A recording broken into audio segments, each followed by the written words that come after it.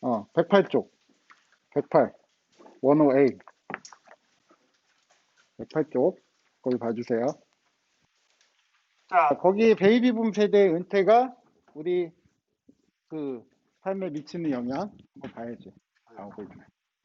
자, 베이비붐 세대의 생애 주기가 우리 사회에 어떤 영향을 미치고 있느냐? 우리가 지금 베이비붐 세대 하면 얘들아, 원래 1950년도에 우리나라가 전쟁을 겪었잖아. 그래서 50년도부터 53년까지의 전쟁 시기가 있었고, 그 시기에는 인구가 많이 줄었어요. 그 시기에 인구가 많이 줄었고, 너희들 우리 한국 전쟁이 50년부터 53년까지 물론 있었지만, 그 전쟁을 본격적으로 했던 시기는 50년부터 51년 초까지거든? 그 이후에는 그냥 이제 지지부진하게 이제 휴전 협상만 거듭되고 막 이랬었어. 근데 너희들 한국 전쟁이 지금 우리 인생, 우리의 삶에 영향을 주고 있다고 생각하지? 그치? 근데 내가 어제 충격적인 얘기 들었어. 어제가 아니라 예전에 다큐멘터리 봤을 때 니네 임진왜란이 언제 일어났니? 임진왜란. 임진왜란이 언제 일어났어? 어, 임진왜란이 우리 그거잖아. 우리 설민석 쌤이 맨날 외우기 쉽게 하려고 그러잖아. 159 있을 때가 아니야. 159 있을 때가 아니야. 그치? 1592년이잖아. 근데 이 임진왜란이 지금으로부터 무려 그 거의 600년 이상의 그 시기 전에 일어났던 사건이 지금 우리의 삶에도 영향을 미치고 있다는 거지. 임진왜란. 그러니까 우리가 일본을 지긋지긋하게 싫어하는 이유가 바로 이것 때문에 그래. 한일합방도 물론 있지만 우리가 일본 하면 일단 뭐야? 일단 우리는 일본 하면 부정적인 어떤 느낌이 더 강하잖아. 그치? 물론 일본에 대해서 우리가 뭐 좋은 기억도 있지만 안 좋은 기억이 훨씬 많은 게 바로 여기서부터 시작됐다 이거지. 그 이전에 막 이제 우리나라가 일본한테 괴롭힘이 강하고 했던 적도 있었고 그랬지만 이 사건이 우리나라를 본격적으로 일본에 대해서 안 좋게 여겨지게 된 계기가 됐고 이게 지금의 우리 삶에 영향을 미치고 있다는 거야. 하물며 600년 전에 임진왜란도 우리 삶에 영향을 미치는데 한국전쟁은 하물며 영향을 안 주겠냐 이거지. 그리고 지금 우리 코로나19 2020년에 일어났던 이 코로나19가 지금 거의 1년이 다 돼가고 있는데 이게 과연 우리 인생에 영향이 없겠냐 이거지. 나는 100% 이거 영향이 있다고 생각해. 좋은 쪽으로 안 좋은 쪽으로. 좋은 쪽도 있지만 부정적인 게 더 크겠지. 그치? 이게 언제 나타나는지 알아? 이게 내 생각에는 아마 한 5년에서 10년 이후에 본격적으로 나타나. 이 영향이. 아마 뭐 여러 가지 사회에 안 좋은 영향으로 나타날 가능성이 있어. IMF가 언제 일어났어? 우리 외환위기가 언제 일어났어? 정확히 얘기하면 우리 금융위기지 외환위기지 그게 1997년 12월에 일어났거든. 근데 이게 지금 우리의 삶에 영향을 주고 있지. 대표적인 게 뭐야? 삶의 양극화 아니야. 비정규직이 많이 늘어나고 다 이게 이때부터야. 지금 아주 제대로 영향을 주고 있잖아. 그 당시에는 몰랐어. 이거 일어날 당시에는 외환위기가 어떤 문제를 일으킬지 모르고 우리는 그때 그 당시 그걸 해결하기 위해서 근무오기 하고 그걸 극복하기 위해서 노력을 했지만 국가부도의 날 영화 보면 나와 있지. 그 위기를 극복하는 과정에서 외국 자본이 우리나라 들어와서 우리나라 노동시장을 여러 가지 이제 재편하면서 거기에 가진 자들의 이익이 좀 들어가면서 이제 여러 가지 안 좋은 영향으로 나타났다. 그게 지금 우리 IMF 이후에 우리가 겪고 있는 문제인데 그래서 너희들이 얘들아 앞으로 이제 우리가 미래를 살아갈 너희들이 앞으로의 모습을 볼 때는 조금 그 역사를 우리가 되짚어 볼 필요가 있어. 그래서 역사가 중요한 거야. 알았지? 그러니까 너희들이 나중에 내년이 돼서 이제 자기소개서 쓸 거 아니야. 자기소개서를 쓸 때 이 코로나19의 영향을 너희가 분명히 피해서 쓸 수가 없어. 그 코로나19의 영향을 피해서 쓸 수가 없는데 그 영향에 대해서 너희가 언급을 하면서 그 영향이 주는 어떤 부정적 효과를 항상 생각해봐. 그건 역사에서 우리가 찾아볼 수 있어. 그럼 그 부정적 영향에 대해서 우리가 내가 이거를 어떻게 슬기롭게 극복하는 내가 연구하고 내가 종사하고자 하는 분야에서 그런 영향이 어떻게 나타날 수 있을 것 같은데 그거를 내가 어떻게 극복할지에 대한 그런 얘기를 써주면 참신한 글이 되지 않을까 하고 생각을 내가 해봤거든. 그치? 그래서 어쨌든 그런 식으로 한번 생각을 했으면 좋겠고, 그래서 우리가 이 베이비붐 세대가 1950년도에, 지금 이거 그림이 잘 안 보일 텐데 봐봐. 1차 베이비붐 세대가 언제냐면 1950년, 그 이후에 전쟁으로 인해서 사람들이 많이 죽었잖아. 그래서 그게 한 5년 정도 있다가 55년에서 50년에 전쟁이 일어났고 55년부터 63년까지가 갑자기 막 아이들이 증가했던 시기야. 왜냐하면 아들이 죽고 남편이 죽고 이러니까 이제 그 죽은 아들과 남편의 자리를 대신하기 위해서 아이를 많이 낳았던 그 1차 베이비붐 세대가 55년부터 63년인데, 이때가 이제 55년, 63년이니까 이분들이 지금 나이가 한 60세 전후도 됐을 거야. 60세에서 65세. 딱 은퇴할 시기지. 그치? 그래서 우리가 이 시기를 1차 베이비붐 세대, 그 다음에 65년부터 한 76년까지, 선생님이 태어난 76년까지를 2차 베이비붐 세대라고 하는데, 요 2차 베이비붐 세대가 더 많이 태어났긴 났는데, 어쨌든 1차 베이비붐 세대가 은퇴를 하면서 어떤 일이 일어나냐, 우리가 거기에 대해서 한번 생각을 해보자는 거지. 그래서 1차 베이비붐 세대가 우리 대한민국, 우리나라에 어떤 영향을 줬느냐. 일단은 이분들이 전쟁 이후에 전쟁을 겪진 않았고, 전쟁을 겪진 않았지만 전쟁 이후에 힘든 삶을 그대로 살아왔던 분들이기 때문에 그거를 극복하기 위해서 열심히 일한 건 맞아. 그분들이 진짜 열심히 사셨어. 바로 이제 너희들 부모님이 좀 나이가 좀 많으시면 이 세대에 태어나셨을 수도 있고, 뭐 할아버지가 또 이때 태어나셨을 수 있고, 그래서 어쨌든 이 시기에 이분들에 의해서 경제가 많이 성장을 했던 그런 결과가 된 거고, 그 다음에 이분들이 또 민주화의 어떤 그런 여러 가지 노력을 또 하신 분들이 많이 계시고, 이분들 중에. 그래서 이분들은 어떤 생각을 갖고 있냐면, 이분들의 생각은 이거야. 무조건 그냥 하면 된다 이거야. 그치? 이분들이 많이 하시는 말씀 중에 하나가 뭐냐? 야, 안 되는 게 어딨어? 하면 되지! 다 그런 생각을 하고 계셔. 그러니까 약간 그게 안 좋은 쪽으로 변질되면 어떻게 되는지 알아? 이제 수업 시간에 이제 막 예를 들면 뭐 이제 열심히 안 하는 친구들이 보여. 그러면 어떻게 해? 야, 우리 때는 먹을 것도 없고, 주는 것도 없고, 책도 막 이런 책이 아니라, 뭐 남들 물려받은 책 가지고 여름에 그 에어컨도 안 나오고 했는데, 지금 뭐가 힘들어? 막 이렇게 되는 거야. 그치? 그렇게 되는 거야. 그러니까 훨씬 더 어려운 상황에서 나는 극복했는데 너희는 뭐가 부족해? 이렇게 되는 거지. 그 꼰대 마인드가 나오는 거야. 이분들이 그렇게 살아왔기 때문에. 그러니까 내가 지금 왜 갑자기 얘기를 하냐면, 그분들의 그 생각을 우리가 바꿀 수가 없어. 그냥 그러더니 우리가 하고 넘어가고, 물론 열심히 살아오신 과정에서 나오는 나름대로의 경험인 거지. 그치? 그치만 너희들은 거기에 대해서 반문할 수 있잖아. 그때는 그때고 지금은 지금이잖아요. 지금이 또 힘든 게 있는 거지. 이렇게 반문할 수 있어. 근데 그것도 사실 맞는 얘기야. 왜냐하면 그때 당시에는 다 같이 어려웠기 때문에 솔직히 공부 좀 못해도 그게 큰 문제가 안 돼. 근데 지금은 어때? 지금은 공부뿐만이 아니라 모든 분야에서 다 잘하는 인재들이 나오기 때문에 내가 뭔가 못하는 게 굉장히 큰 소외감을 줄 수가 있어, 나한테. 그래서 지금은 어떻게 보면 정신적인 스트레스가 더 심하지. 그치?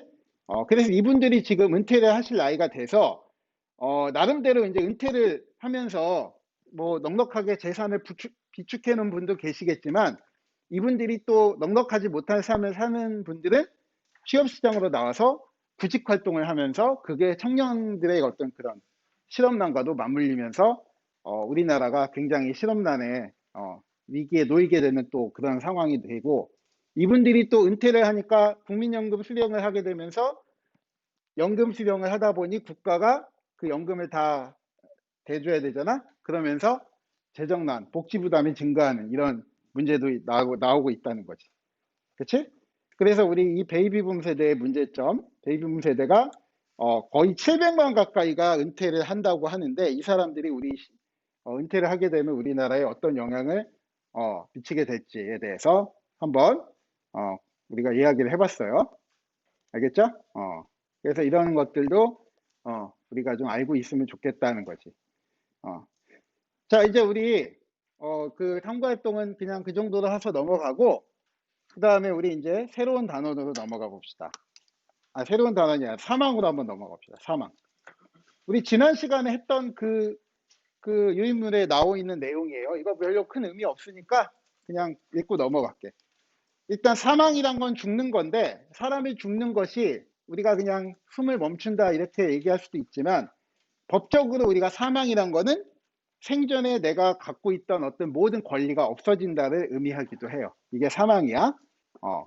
니네 그 우리나라에서 제일 유명한 삼성이라는 그 기업 알죠? 거기 지금 대표이사 회장이 물론 실질적인 회장은 이재용 씨잖아. 근데 아직도 그 회사의 회장은 이건희 회장이야. 이건희 회장이 지금 뇌사 상태인데 아직 죽지 않았어. 이 사람이 죽으면 어떻게 돼? 죽으면 그 사람이 갖고 있던 모든 재산의 권리가 소멸이 돼서 그거에 대한 뭐가 생겨? 그거에 대한 상속이 생기지. 그치? 근데 이 상속을 할 때 우리가 어떻게 하냐?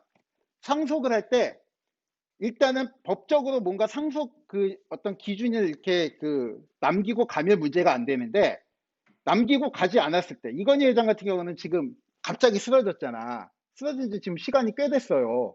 거의 5년 다 돼가. 근데 그런 경우에는 피상속인의 직계 비속, 직계 비속이란 건 자녀야. 자녀. 근데 뭐 생물학적인 자녀일 수도 있고 뭐 입양한 양자가 될 수도 있어. 그래서 우리가 이거 직계 비속이라고 하는데, 직계 비속 및 배우자가 상속 순위의 1순위가 되는 거야. 그러니까 아들이라고 더 많이 가져가지 않아. 아들, 딸 공평하게 와이프하고 같이 나누는데, 여기서 이제 분쟁이 생기는 거지. 그 어떻게 나눌 것이냐에 대한 분쟁. 지금 그게 지금 삼성이 그것 때문에 그 약간 좀 여러 가지 좀 문제가 많이 생겼잖아. 그래서 어쨌든 이 상속에 대한 어떤 그 개념으로 우리가 사망으로 사망이 됐을 때 상속에 문제가 발생한다는 걸 우리가 알아두면 좋을 것 같아. 그러니까 우리가 옛날식으로 하면 뭐 무조건 그냥 뭐 아들이 뭐 다 갖는다 이랬지만, 법적으로는 그렇지 않아요. 그렇게 아들이 다 갖는 경우는 없다는 거. 자, 어쨌든 우리가 이렇게 사망하게 되면 이런 문제가 생길 수도 있고, 그 다음에 이제 사망이 언제 증가하는지 감소하는지 한번 봅시다. 사망이 증가할 때는 아까 얘기한 전쟁이나 그 다음에 전염병 같이, 요즘에 코로나19 때문에 우리 돌아가시는 분 많이 계시지. 그치? 바로 그런 전염병이나 전쟁이 사망률을 증가시키고, 그 다음에 기대수명이란 게 있어. 이게 기대수명이 뭐냐면, 지금 우리나라 코로나19로 일시적으로 사망률이 증가하긴 했지만, 사망률이 그렇게 갑자기 증가하는 경우는 많지 않아. 그래서 사망률이 어쨌든 계속 이 현재 수준으로 유지가 된다고 했을 때, 지금 태어나는 아기가, 응이하고 태어나는 아기가 몇 살까지 살 거냐 이거지. 넌 네가 몇 살까지 살 것 같아? 어, 어. 그치, 한 80세 살 것 같지. 맞아, 80세까지 살아. 그래서 우리나라 지금 남자가 딱 거의 80세 정도 돼. 79.7세.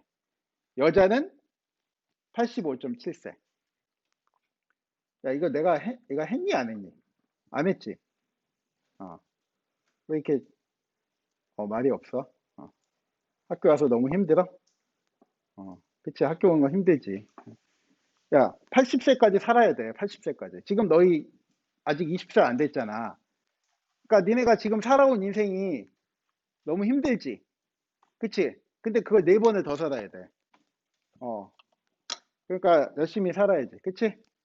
근데 니네 중요한 건 뭔지 알아? 지금 앞으로 니네가 20년 살아왔고, 거의 20년 살아왔잖아? 그 다음에 앞으로 또 20년 더 살 거지. 그치? 그치? 20년 더 살아야 되잖아. 요 20년 동안에 요 인생이, 내가 봤을 때는 요 인생이 나머지 너희들 40세, 60세, 80세까지의 인생을 좌우한다고 해도 과언이 아니야. 한번 나를 통해서 한번 봐봐. 선생님을 통해서. 내가 만약에 요 시기에 내가 꿈이 선생님이었는데, 우민아, 그치? 내가 꿈이 선생님이었는데 내가 대학을 못 갔어. 그럼 나는 아마 선생님이 못 됐겠지. 그렇지 않니? 그래, 안 그래? 그치? 내가 이 시기에 뭐 일베 사이트에 들어가서 막 이상한 글 남겼어. 그럼 그 시기에 내가 그 이후의 인생에 대해서 어떻게 해? 내가 이상한 사람이 되지 않았겠니? 그치?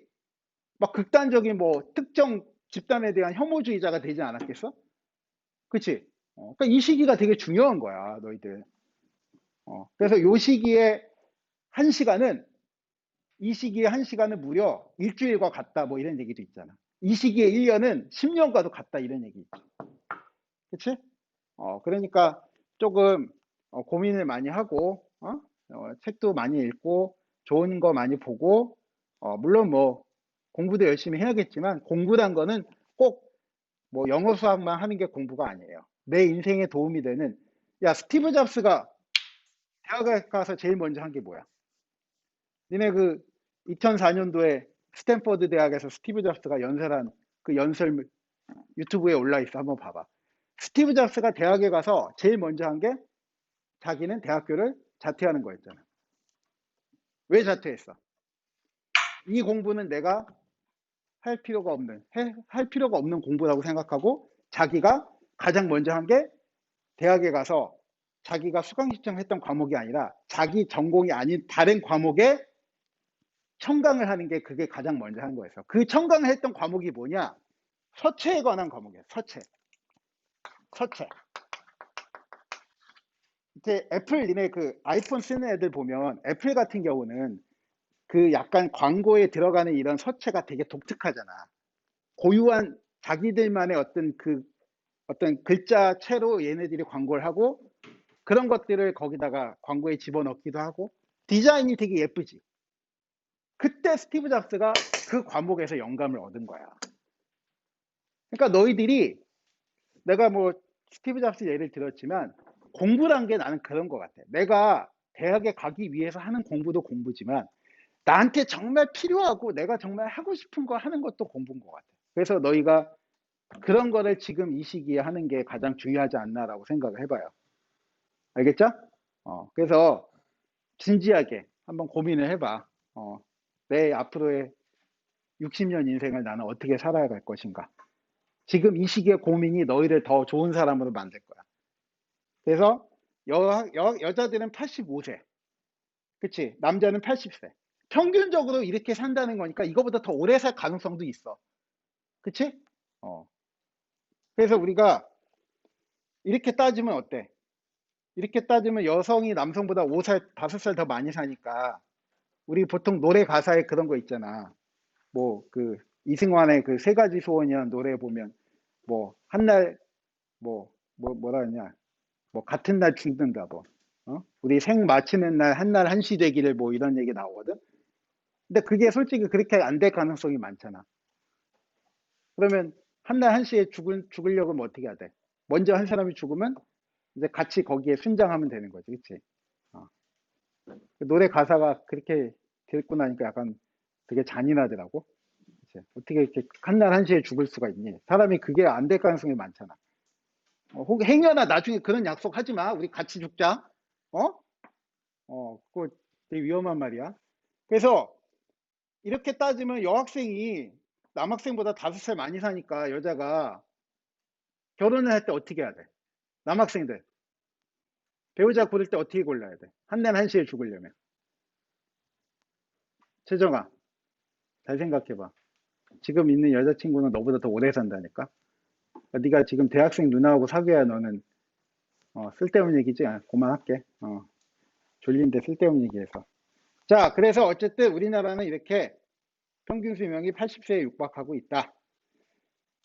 자, 우리 거기 교과서 마지막 그 110쪽 한번 봅시다. 110쪽에 보면 그 우리나라 사망률의 원인, 사망의 원인이 있어. 근데 우리나라 사망의 원인은 가장 높은 게 이제 암으로 인한 질병입니다. 암 사망이 가장 높아. 이게 어쩔 수가 없어.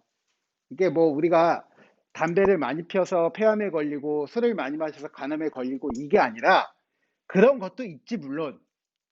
근데 나이가 들면 암이 생겨, 자연스럽게.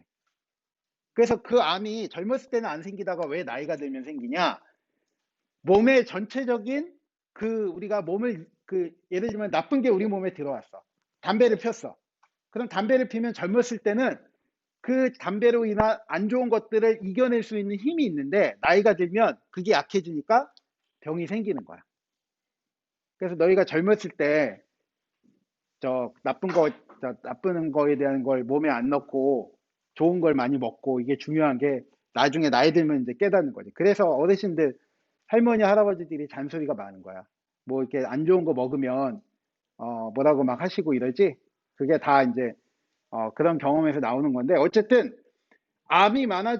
이 암 사망률이 많아지는 이유가 뭐냐? 결국에는 암 사망률이 많아지는 이유는 나이가 드는 사람, 노년층의 인구가 증가하다 보니까 결국에는 노년층의 인구가 증가하다 보니까 암 사망률은 당연히 증가할 수밖에 없는 거지. 그렇지? 근데 이제 소화기 질환의 사망자 감소는 왜 감소했냐? 의학이 발달하니까 소화기 질환에 대한 어떤 면역력이나 이런 적응력이 뛰어나게 되고 교통사고도 이제 우리가 옛날에는 뭐 그 차가 별로 없었지만 사고율은 많은 이유가 뭐냐? 옛날에는 그런 그 운전자나 이런 거에 대한 우리 질서의식이나 이런 게 좀 미흡했지만 지금은 그런 게 좀 어느 정도 갖추다 보니까 그런 사망도 감소하게 되는 거지. 그치? 그래서 의학 발달에도 불구하고 고령 인구가 증가하는 것 때문에 암 사망률이 높아졌다. 우리가 그런 통계를 이렇게 해석을 할 수가 있겠습니다. 알겠죠? 자, 오늘 지금 사망에 대한 내용부터까지 했는데 그 내용을 우리가 나중에 한번 니네가 유튜브로 한번 또 보세요. EBS 들어가서. 자, 오늘 이제 인구 구조로 넘어갑시다. 자, 이게 본 게임이야. 본 게임. 자, 오늘 나눠준 거 프린트 한번 봅시다. 거기 빨갛게 표시되어 있는 거는 너희들이 거기 빈칸에 쓰면 돼요.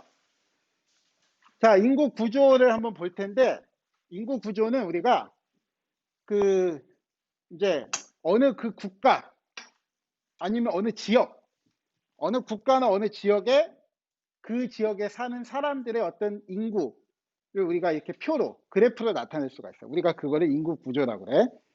그래서 특정한 시점에 일정한 지역에 살고 있는 사람들의 수, 그리고 그것을 성, 연령, 인종, 직업, 혼인, 국적, 언어, 종교 등을 기준으로 그거에 대한 우리가 어떤 분포도를 보고 싶을 때 우리가 사용하는 게 바로 인구 구조입니다. 그래서 인구 구조가 왜 중요하냐? 그 국가가 어떤 형태로 사람들이 인종이 구성되어 있는지, 인구가 구성되어 있는지, 그래서 경제적, 사회적 특성을 담고 있어. 그것을 우리가 통해서 사회 문제를 예측할 수 있는 거지. 그래서 인구 구조는 그런 점에서 매우 중요하고 우리나라 같은 경우는 5년마다 한 번씩 지금 2020년이니까 올해 10월 달에 아마 인구 센서스 조사할 거예요. 알겠지? 인구조사 아마 올해 할 겁니다. 아마 너희들 요즘에는 코로나 때문에 아마 그 온라인으로 많이 할 거야. 우리 학교에도 지금 모든 거 다 온라인으로 하잖아? 과학톡톡 신청도 온라인으로 받고, 도서 신청도 온라인으로 받고, 학생회, 우리 오늘 학생회 회의도 이제 온라인으로 하고, 그쵸? 다 온라인으로 하니까 이제 너희가 거기에 적응을 해야 돼. 온라인에. 그래서 이 인구 센서스, 인구조사 올해 아마 할 거고, 그 다음에 5년마다 한 번씩 해서 인구 통계를 우리나라 5년마다 냅니다.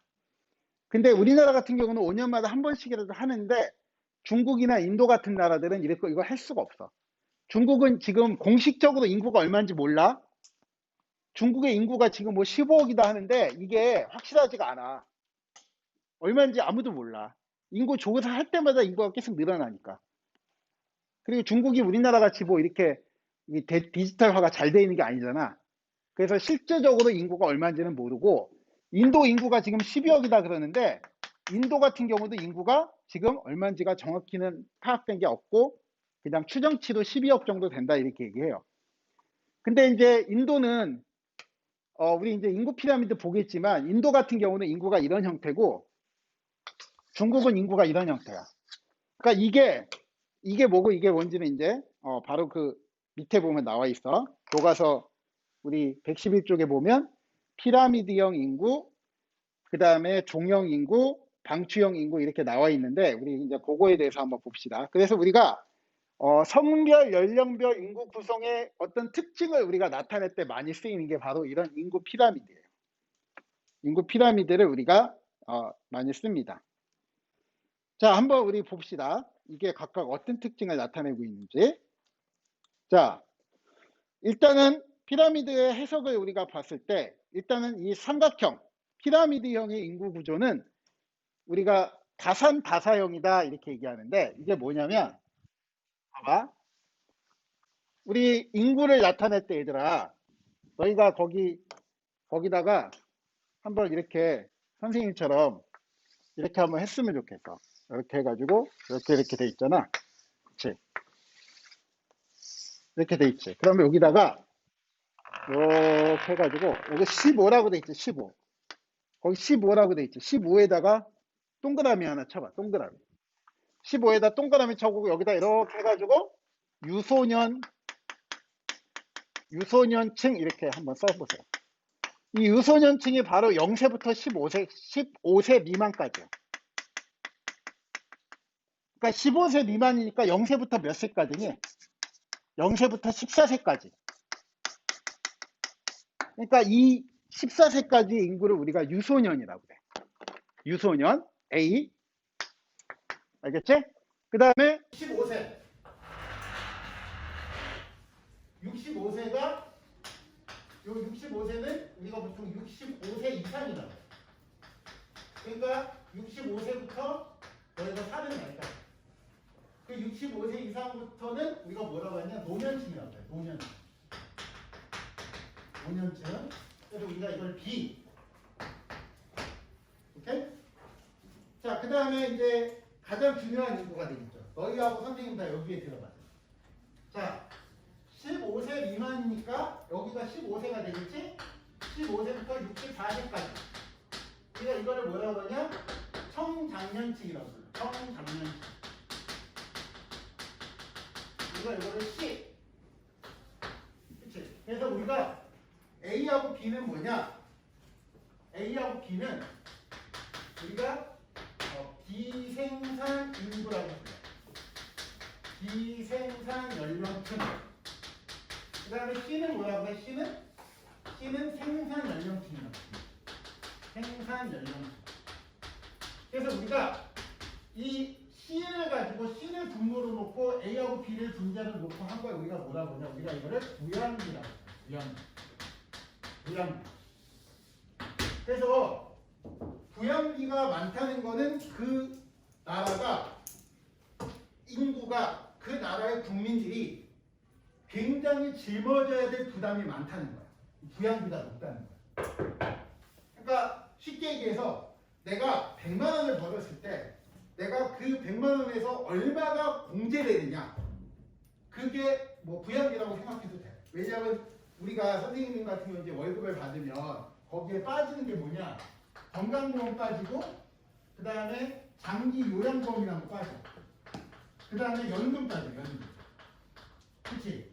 그 다음에 또 뭐 너희들 이제 일반 직장인들 같은 경우, 선생님은 좀 일반 직장인하고 다른데, 일반 직장인들 같은 경우 고용보험도 빠지고, 그 다음에 산재보험도 빠져.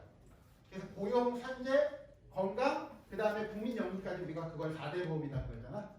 그치? 거기다가 노인 장기 요양보험까지 해서 우리가 5대 보험 이렇게 얘기하는데, 요게 바로 부양비야, 이게 부담이 커진다는 거지. 지금 만약에 선생님이 월급 받아서 한 20만 원 빠진다. 내 통장을 스치고 지나가는 돈이야. 그거는 통장에서 내가 받았지만 내가 구경 못하는 돈이야. 그게 바로 이런 것들이거든. 근데 이 돈이 지금 내가 20만 원 내고 있다. 근데 너희는 30만 원 낼 수도 있고, 선생님 아들 때는 40만 원 낼 수도 있고, 너희가 아들이라면 60만 원 낼 수도 있고. 100만 원 받았는데 월급에 60만 원 빠지고 40만 원밖에 안 나와. 이해하고 싶어, 안 하고 싶어? 이해하고 싶을 거 안 하고 싶어? 안 하고 싶지. 그러니까 일을 포기하는 걸 뭐라고 해? 일 포기하는 거. 그런 사람들 우리가 뭐라고 해요? 일본에서. 혹시 들어봤나? 일본에서만 있는 말이야, 이게. 이게 원래 영어식으로 쓴 건데, 일본에서 영어식으로 쓴 건데, 이게 일본에만 있는 거야. 혹시 프리타라고 들어봤니? 어? 이게 영어에는 이 말이 없어요. 근데 일본 애들이 만든 말인데, 이게 뭐냐면 아르바이트 하면서 그냥 이런 거, 니네 알바하는 애들이 이런 거 안 내. 다들 보면 안 내. 그러니까 알바하면서 그냥 하루 벌어서 하루 먹으면서 PC방에서 잠자고 이렇게 사는 사람들. 왜? 일해봐야 남주현이가 시키는 건데. 내가 일해가지고 100만 원 벌어와 60만 원 나라에다 갖다 바치는데 왜 이러냐? 그치? 이게 바로 3포세. 1포기, 그 다음에 취업 포기, 결혼 포기. 그래서 우리가 이런 것들이 늘어날 수가 있는 상황이야. 그래서 이게 그래서 부양비가 중요하다는 거죠. 그래서 우리가 요 인구가 나중에 중요하잖아. 그치? 가장 이상적인 인구 그래프는 뭔지 알아? 이거야. 이거. 노인 없고 애들 없고 여기만 많은 거. 이게 존재하니? 존재할 수가 없는 인구 구조예요. 그래서 결국에는 이 인구가 많아야 되는데 이 인구가 너무 많으면 또 문제고 적당히 많아야지. 그래서 실제적으로 존재하는 가장 이상적인 인구 구조는 이거거든. 근데 우리나라가 여기였다가 지금 인류가 가고 있다는 거야. 애들이 없어지고 여기에 있는 사람들이 나이가 들면서 오래 사니까 인류 쭉 올라가는 거야. 그치? 근데 지금 애들이 많으면 괜찮은데 이게 없어지고 있잖아. 점점 줄고 있으니까 결국에는 이 사람들이 여기에 가면 적어진다는 거야. 그래서 부양 부담이 앞으로 더 커질 수 있다. 그게 우리나라의 문제점이다. 자, 어쨌든 피라미드형은 우리가 유소년층이 많고 노년층이 별로 없는. 그래서 유소년층이 많다는 거는 많이 태어난다는 거니까 다산. 노년층이 없다는 거는 많이 죽었다는 거니까 다산. 그래서 우리가 이 피라미드형을 우리가 다산다사형이다 이렇게 불러. 그래서 이 형태는 경제가 좀 발달이 덜 돼. 막 경제가 성장하려고 하는 그런 시기나 그런 국가에서 나타나. 그래서 우리가 이거를 개발도상국에서 많이 나타난다. 그렇지? 개발도상국에서 나타나는 다산다사형이다. 이렇게 우리가 얘기합니다. 자, 너희들 그 유인물에는 그게 아마 두 가지로 나와 있을 거야. 아니구나. 일단 요거부터 먼저 하자. 인구 구조는 어쩌고 저쩌고. 요거부터 한번 봅시다. 일단 인구 구조는 우리가 과거부터 현재까지 국가와 사회의 역사적 흐름과 발전을 반영한다. 즉 우리나라는 1960년도 정도에는 이전에는 이거였다가 90년까지 이거였다가 지금 현재는 이렇게 가고 있다. 그래서 우리나라가 과거에는 경제 발달을 못했을 때와 발달하는 과정이 있을 때와 발달하고 나서의 이런 흐름을 우리가 이렇게 인구 구조를 통해서 알 수가 있는 거지. 그렇지? 그 다음에 인구 구조는 출생 사망과 같은 어떤 자연적인 요인. 사람이 죽고 태어나고 이런 건 다 자연적 요인이고, 그 다음에 외부로부터 들어오고 나가고 하는 걸 우리가 전입전출이라고 해.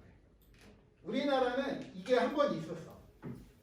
전입이 엄청 많았던 시기와 전출이 엄청 많았던 시기가 한 번 있었어. 전출이 많았던 시기는 언제냐면 일제 시기예요.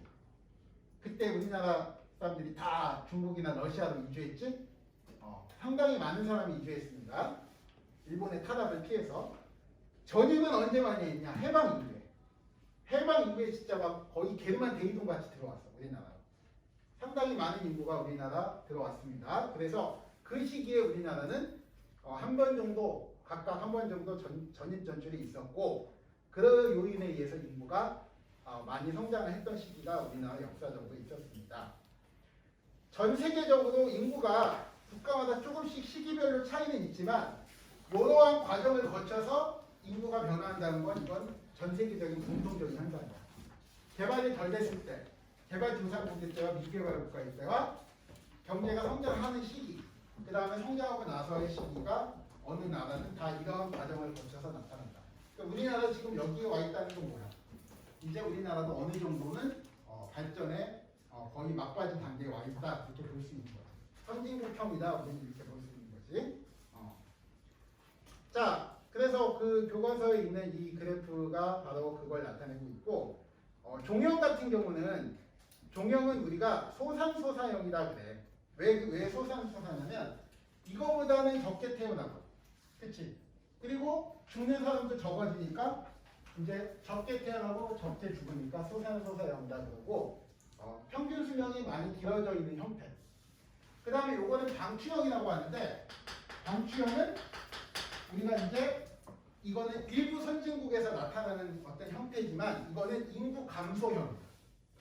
이렇게 나타나는 그 그래프의 국가는 인구가 감소하고 있거나 감소할 가능성이 많은 국가예요. 우리나라는 지금 인구 감소하고 있니 감소하고 있지 않니? 너희가 그거 조심해야 돼. 우리나라는 현재까지는 인구 감소 안 해. 아주 소폭이지만 증가하고 있어. 근데 이 출산율이나 저출생률이 지금처럼 유지가 될 때 이제 2026년부터 감소한다고 얘기해. 알겠지? 현재까지는 아주 소폭이지만 증가해. 그렇지만 이 출산율이 지속이 됐을 때 어느 순간에 사망률이 증가하면서 출생률을 이제 넘어서게 되는 그런 상황에 인구가 감소하게 되는 거지.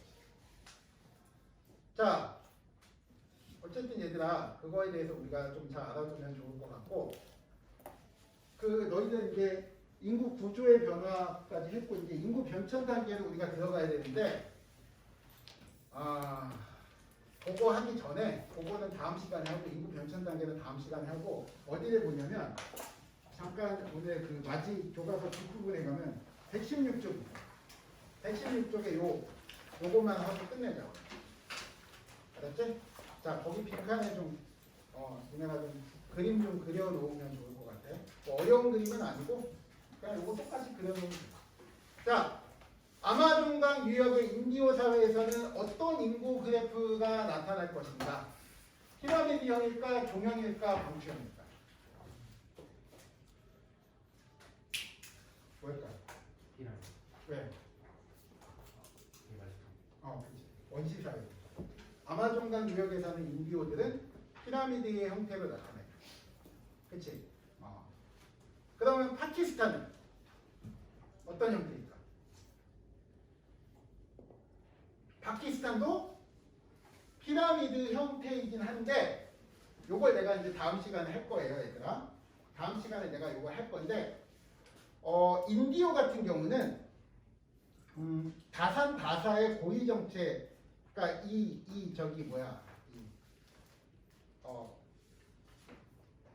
요거 그냥 그림만 좀 그려놔라 그냥. 이거 다음 시간에 같이 하자. 같이 하면서 하자. 인디오와 파키스탄 모두 피라미드 형태인데 요 두 개가 약간 다른 피라미드형이야. 그거 내가 다음 시간에 어떻게 다른지 얘기해 줄게. 그러니까 이 파키스탄의 피라미드형과 인디오의 피라미드형은 약간 다르다. 얘는 진짜 말 그대로 여기 그 유소년층 인구가 엄청 많은 시기고 노년층 인구가 굉장히 적은 이런 형태인데, 파키스탄 같은 경우는 이거보다는 약간 출생률이 떨어지는, 그렇지만 이게 더 위로 올라가는. 그러니까 얘는 이거고 얘는 이거라고 보면 돼.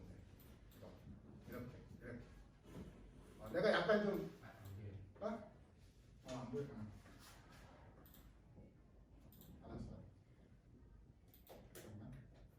그러니까 얘는 이 인디오 같은 경우는 이거고, 인디오 같은 경우는 이거고, 이런 피라미드형이고, 얘는 약간 이런 피라미드형이라고. 그러니까 내가 약간 극단적으로 이렇게 좀 차이가 나게끔 그려서 이런 건데, 그러니까 파키스탄은 약간 위로 올라간 형태 피라미드가, 이게 좀 줄어들고, 그렇지? 얘는 이게 많고 얘는 이게 많고 여기가 없네 형태. 그러니까 1단계 같은 경우는 워낙 평균 수명이 짧은 거야. 태어나자마자 죽는 애들도 많고 나이가 들 때까지 못 살고. 근데 2단계로 넘어가면 어느 정도 오래 살긴 살고 출생률도 많은 편이긴 하지만 그 평균 수명이 증가하는 그런 시기죠. 이게 이제 다산 감사의 형태, 이게 다산 다사의 형태. 그치? 그 다음에 이탈리아는 뭐 이런 단계죠. 그치? 방추형 같이 지금 인구 감소 단계에 있는 게 이탈리아죠. 그래서 그 그림만 얘네가 좀 거기다 그려놓고 그 인구 그래프 변천 과정, 거기 인구 변천 단계는 다음 시간부터 합시다. 이건 좀 중요하니까, 이 내용은 어렵기도 하고 중요하니까 다음 시간에 합시다. 자, 오늘은 여기까지 하고 내가 오늘 한 내용을 저기 찍어가지고 이제 올려줄게.